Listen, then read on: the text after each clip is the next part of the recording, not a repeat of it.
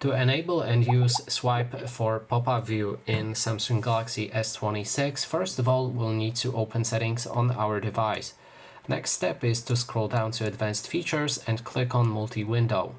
Now you will need to enable swipe for pop-up view right here, and then to use it you need to open an app that you want to have in pop-up view and swipe down from the top right corner of the screen to the bottom left corner. So you need to touch your screen throughout this entire process. It should look like this.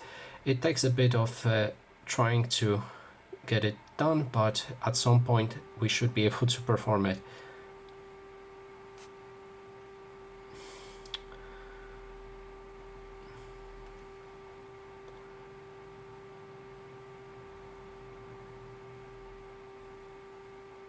Okay, so like this. Finally, I did it. So you need to keep trying that, and at some point you'll get used to it, and hopefully you'll be able to open it quickly. And that is basically everything. Thanks so much for watching.